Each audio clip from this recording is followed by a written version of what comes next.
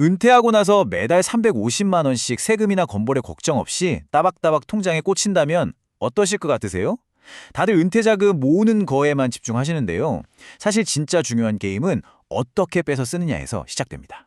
오늘은요, 이 세금과 건보료 같은 복병들을 완벽하게 피해서 월 350만 원의 현금 흐름을 만드는 아주 영리한 인출 전략의 모든 것을 제가 알려드릴게요.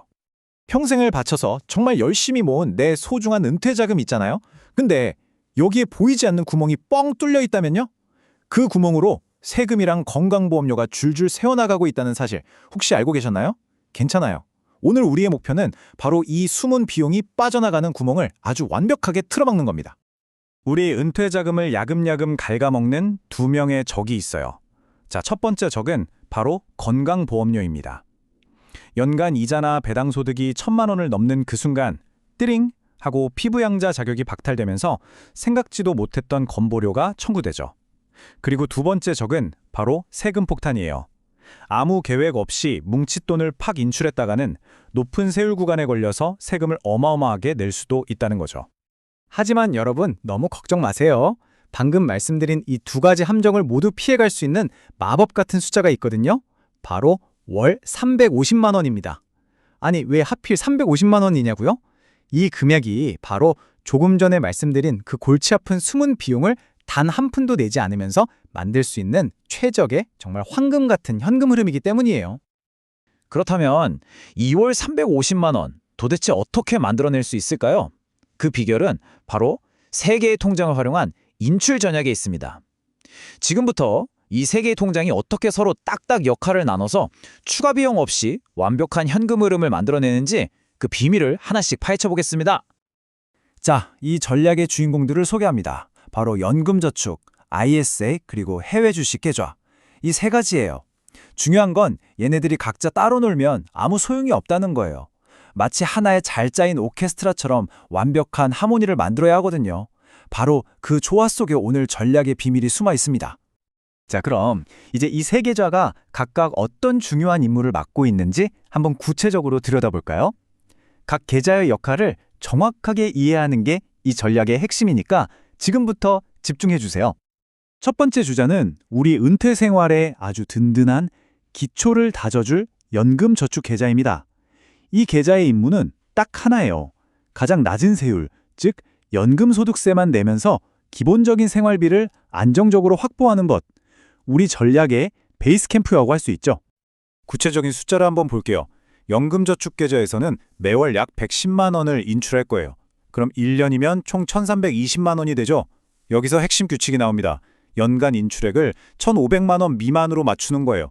이 환급률만 딱 지키면 다른 소득세보다 훨씬 저렴한 5.5%라는 아주 착한 세율 혜택을 온전히 누릴 수 있습니다. 자, 두 번째 주자는 이 전략의 히든카드입니다. 바로 만능통장이라고 불리는 ISA 계좌죠. ISA 계좌의 역할은 정말 마법 같아요. 바로 세금을 단 한 푼도 내지 않으면서 가장 큰 덩어리의 현금 흐름을 만들어내는 겁니다.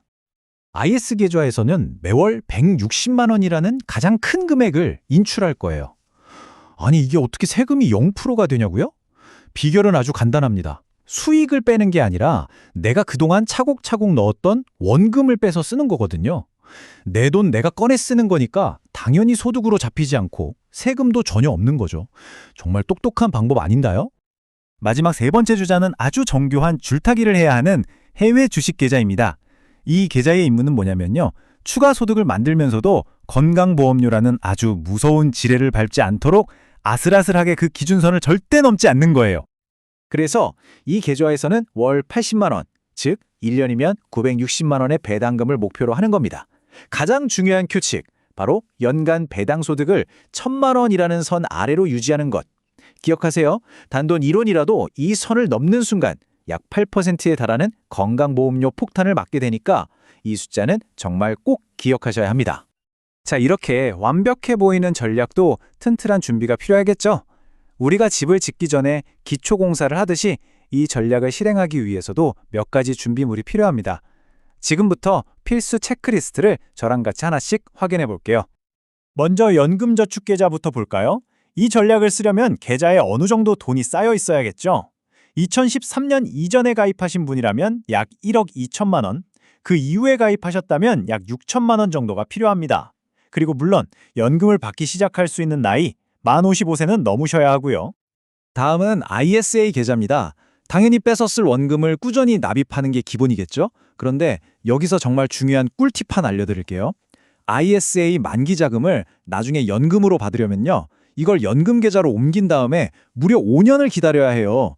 그러니까 지금 당장 큰 돈이 없더라도 단돈 10,000원이라도 괜찮으니까 ISA 계좌를 미리 만들어 두세요. 5년이라는 시간을 미리 벌어두는 이게 최고의 재테크입니다. 마지막으로 해외 주식 계좌. 이 계좌는 절대 자동 주행 모드가 아니에요.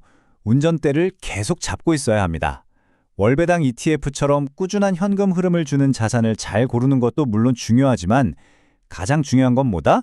계기판을 계속 보면서 연간 배당금이 1,000만 원을 넘지 않도록 속도를 조절하는 거. 이게 핵심이에요. 자, 그럼 지금까지 흩어져 있던 퍼즐 조각들을 전부 모아서 그림을 완성해 볼까요?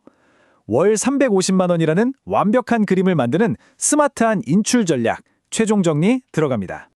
바로 이 한 장에 오늘 설명드린 모든 게 담겨 있습니다.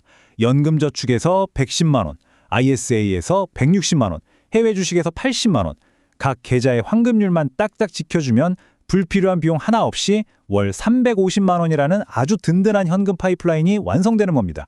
이게 바로 계획의 힘이죠.